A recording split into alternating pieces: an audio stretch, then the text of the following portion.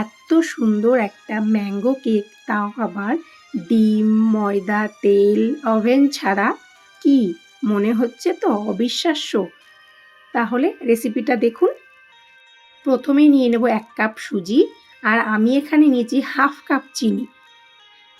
তারপরে একটা fine powder বানিয়ে নিয়ে একটা ছেঁকনি দিয়ে চেলে নেব। আমি এখানে হাফ কাপ চিনি নিয়েছি, কারণ আম দিচ্ছি, আমে মিষ্টতা থাকে, প্রয়োজন হলে আরও একটু চিনি অ্যাড করাই যায়। তারপর নিয়ে নেব একটা পাকা আম। আমটাকে টুকরো করে ব্লেন্ডারের মধ্যে দিয়ে তার মধ্যে দিয়ে দেব দুধ। দুধটা দেব সর সমেত, দিয়ে ভালো করে একটা স্মুথ পেস্ট তৈরি করে চিনি সুজির মধ্যে দিয়ে ভালোভাবে মিশিয়ে নিয়ে রেস্টে রেখে দেব 25 থেকে 30 মিনিট। তাহলে সুজিটা ভালোভাবে ফুলে যাবে।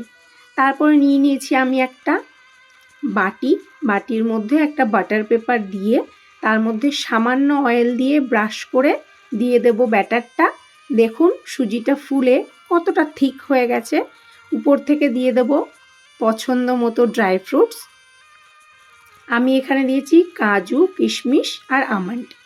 তারপর একটা প্রেসার কুকার ফ্রি হিট করা, লবণ দিয়ে একটা স্ট্যান্ড দিয়ে আমি 10 মিনিট ফ্রি হিট করে নিয়েছি। তার মধ্যে দিয়ে কেকটা বসিয়ে দিলাম। দেখুন কত সুন্দর ফুলে গেছে, আর ভিতরে একটুও কাঁচা নেই।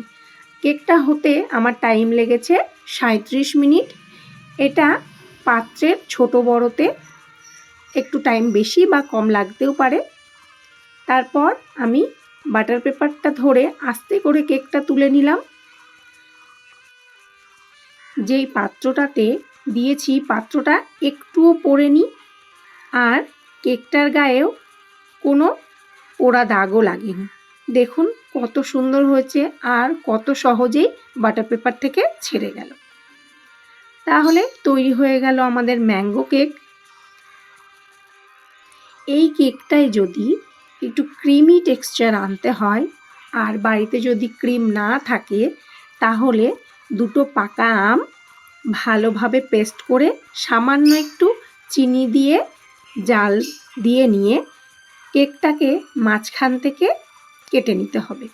তারপর ওই পাকা আমের পাল্প দিয়ে ভিতরটাতে ভালোভাবে স্প্রেড করে উপর থেকে কেকটা দিয়ে নিলেই ready mango cream cake without cream.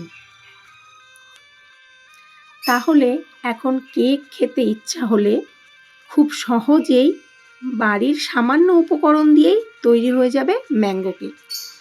কথা দিলাম নিঃসন্দেহে খুবই সুন্দর লাগবে। তো ভিডিওটি কেমন লাগলো লাইক কমেন্টের অনুরোধ রইল। দেখা হচ্ছে আবার নতুন কোনো ভিডিও নিয়ে। আর আমার চ্যানেলটা প্লিজ সাবস্ক্রাইব করে আমার পাশে থাকবেন। ধন্যবাদ।